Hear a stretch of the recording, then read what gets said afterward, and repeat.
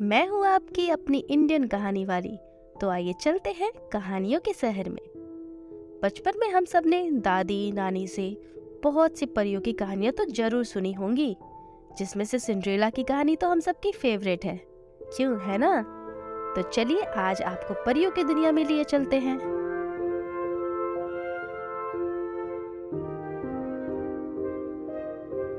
बात बहुत पुरानी है।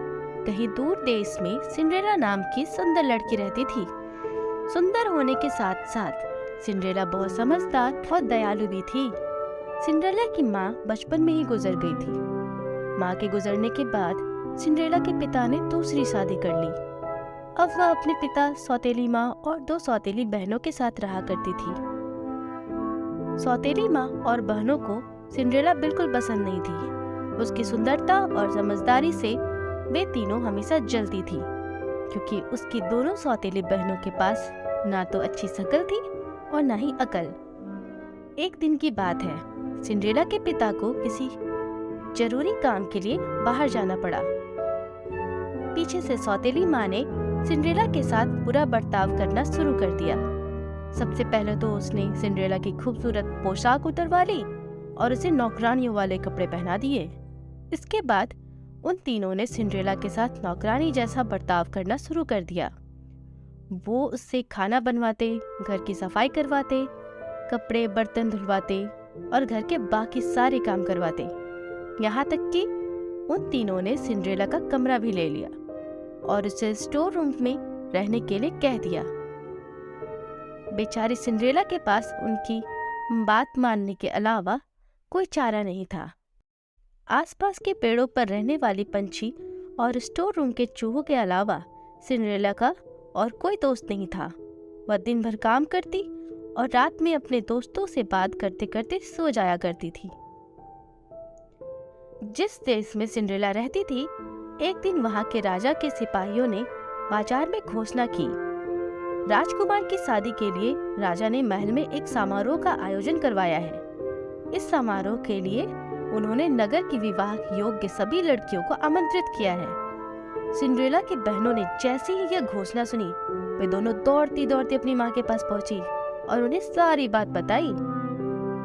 उनकी माँ ने कहा कि इस समारोह में सबसे सुंदर तो तुम दोनों ही लगोगी।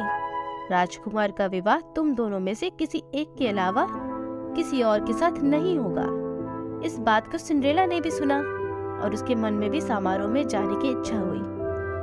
लेकिन इस बारे में अपनी सौतेली माँ से बात करने में उसे बहुत डर लग रहा था। उसकी सौतेली माँ और बहनें समारोह में जाने के लिए तैयारी करने लगी। उन्होंने नए कपड़े सिलवा लिए, नए जूते भी खरीद लिए। वो दोनों हर रोज इस बात का अभ्यास करने लगी कि वो जब राजकुमार से मिलेंगी तो वो क्या बातें करेंगी और कैसे बातें करेंगी।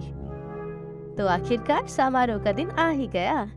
दोनों बहनें समारोह में जाने के लिए बहुत उत्साहित थीं। उन दोनों ने सुबह से ही समारोह में जाने की तैयारी शुरू कर दी थी। सिंड्रेला ने भी अपनी दोनों बहनों की मदद की। अपनी बहनों को पूरी तैयार करने के बाद सिंड्रेला ने बहुत हिम्मत जुटाई और अपनी सौतेली माँ से पूछा, माँ, अब मैं भी विवाह योग्य हो गई हूँ, क्या मैं भी समारोह में जा सकती हूँ? यह सुनकर वे तीनों जोर जोर से हंसने लगी और कहा, राजकुमार को अपने लिए पत्नी चाहिए, नौकरानी नहीं। यह कहकर वो तीनों वहां से चली गई। उनके जाने के बाद सिंड्रेला बहुत उदास हो गई और रोने लगी। तभी उसके सामने एक तेज रोशनी आई, जिसमें से एक परी निकली। परी ने सिंड्रेला को अपने पास बुलाया और कहा, मेरी प्यारी सिंड्रेला, मैं जानती हूँ कि तुम क्यों दुखी हो, लेकिन अब तुम्हारे मुस्कुराने का समय आ गया है। तुम भी उस समारोह का हिस्सा बन पाओगी। इसके लिए मुझे सिर्फ एक कद्दू और 5 चूहों की जरूरत है। सिंड्रेला कुछ समझ नहीं पाई, लेकिन फिर भी उसने बिल्कुल वैसा ही किया जैसे परी ने कहा। वह दौड़ती किचन में गई और एक बड़ा सा कद्दू उठा लाई। उसके बाद वह स्टोर रूम में गई और अपने मित्र चूहों को ले आई। सब कुछ मिल जाने के बाद परी ने अपनी जादुई छड़ी को घुमाया और कद्दू को एक बग्गी में बदल दिया। फिर वह चूहों की तरफ मुड़ी। उसने 4 चूहों को खूबसूरत सफेद घोड़ों और एक चूहे को बग्गी चलाने वाला बना दिया। यह सब देखकर सिंड्रेला को अपनी आंखों पर जैसे विश्वास ही नहीं हो रहा था। इससे पहले कि वह कुछ पूछ पाती, परी ने अपनी छड़ी घुमाई और सिंड्रेला को एक बहुत ही खूबसूरत राजकुमारी की तरह सजा दिया। उसके शरीर पर एक बहुत सुंदर गाउन था, पैरों में चमचमाते जूते भी थे। वह समारोह में जाने के लिए पूरी तरह से तैयार हो चुकी थी और इस खुशी में वह फूली नहीं समा रही थी। परी ने सिंड्रेला से कहा, अब तुम समारोह में जाने के लिए पूरी तरह तैयार हो, लेकिन ध्यान रखना, रात को 12 बजे से पहले तुम्हें घर पहुंचना होगा, क्योंकि 12 बजे के बाद वह जादू का असर खत्म हो जाएगा और तुम अपने असली रूप में आ जाओगी। सिंड्रेला ने परी को धन्यवाद कहा और बग्गी में बैठकर महल की ओर निकल पड़ी। जैसे ही सिंड्रेला महल पहुंची, सबकी नजर उस पर आ टिकी। उसकी सौतेली माँ और बहनें भी वही थी, लेकिन वह इतनी खूबसूरत लग रही थी कि वे तीनों भी उसे पहचान नहीं पाए। तभी सिंड्रेला ने देखा कि राजकुमार सीढ़ियों से उतरते हुए नीचे आ रहे हैं। सब लोग उनकी तरफ देखने लगे। जैसे ही राजकुमार की नजर सिंड्रेला पर पड़ी, वे उसे देखते ही रह गए। समारोह में मौजूद सभी राजकुमारियों के पास न जाकर राजकुमार सीधे सिंड्रेला के पास आए और अपना हाथ उसकी ओर बढ़ाते हुए कहा, राजकुमारी, क्या आप मेरे साथ डांस करना पसंद करेंगी? सिंड्रेला ने शर्माते हुए अपने हाथ राजकुमार के हाथ में दे दिया और दोनों डांस करने लगे। सिंड्रेला राजकुमार के साथ डांस करते करते इतना खो गई थी कि उसे समय का तो ध्यान ही नहीं रहा। तभी अचानक उसकी नजर दीवार पर लगी घड़ी पर गई। 12 बजने वाले थे और सिंड्रेला को परी की बात याद आ गई। परी की चेतावनी याद आते ही वह घबरा गई और राजकुमार को वहीं छोड़कर भाग गई। सिंड्रेला को इस तरह अचानक भागता देख राजकुमार उसके पीछे पीछे दौड़े। हड़बड़ी में दौड़ने की वजह से सिंड्रेला का एक जूता निकल गया और महल के बाग में ही छूट गया। वह फटाफट अपनी बग्गी में बैठी और घर को लौट आई।